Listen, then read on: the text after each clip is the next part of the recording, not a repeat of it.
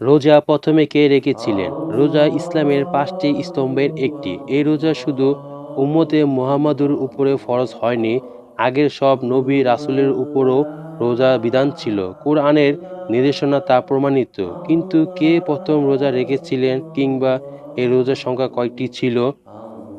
পৃথিবীতে প্রথম কে রোজা রেখেছিলেন বা এর সংখ্যা কত ছিল তা সম্পর্কে সুস্পষ্ট দলিল ভিত্তিক নির্দেশনা অস্পষ্ট হলেও কোরআনের রোজার নির্দেশনা হলো, হে মুমিনগণ, তোমাদের উপর রোজা ফরজ করা হয়েছে যেভাবে ফরজ করা হয়েছিল তোমাদের আগের লোকদের, নবী রাসূল ও তাদের উম্মতের উপর, যাতে তোমরা পরহেজগার হতে পারো। সূরা বাকারা আয়াত ১৮৩।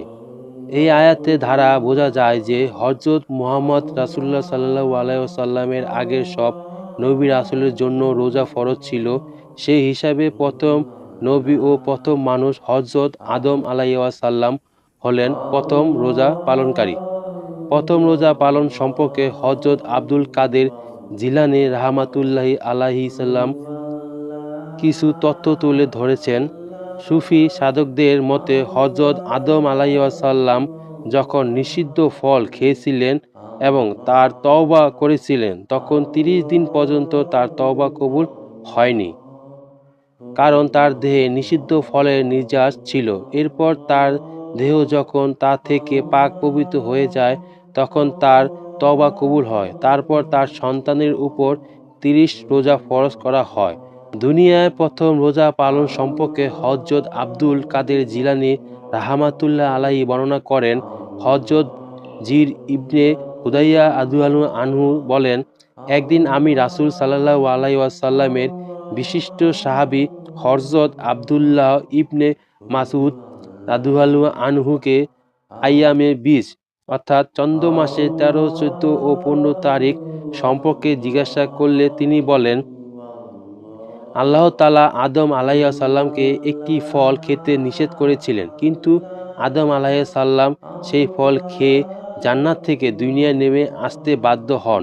সেই সময় তার শরীরের রং কালো হয়ে যায়। ফলে তার দুর্দশা দেখে ফেরেশতারা কেঁদে কেঁদে আল্লাহর কাছে প্রার্থনা করেন, আদম আপনার প্রিয় সৃষ্টি, আপনি তাকে জান্নাত দিয়েছিলেন, আমাদের দ্বারা তাকে সেজদাও করেছিলেন, আর একটিমাত্র ভুলের জন্য তার দেহের রং কালো করে দিলেন।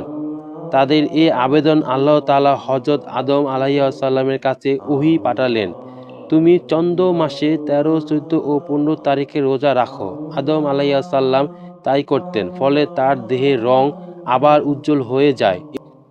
তবে এ কথা সুস্পষ্ট যে রোজা শুধু উম্মত মুহাম্মাদের উপরে ফরজ হয়নি, বরং আগের সব নবী রাসূলের উপরও রোজার বিধান ছিল। কুরআনুল কারীমে ঘোষণাও এই প্রমাণ। রহমত, বরকত ও মাগফিরাতের এ নাজাতের মাস রমজানুল সমাগত। রহমত, বরকত, মাগফিরাত ও নাজাতের মাস রমজান সমাগত। চাঁদ দেখা সাপেক্ষে ২ কিংবা ৩ দিনের মধ্যে শুরু হবে পবিত্র রমজান। তাই রমজানের রোজার প্রস্তুতি এখন থেকে নেওয়া জরুরি।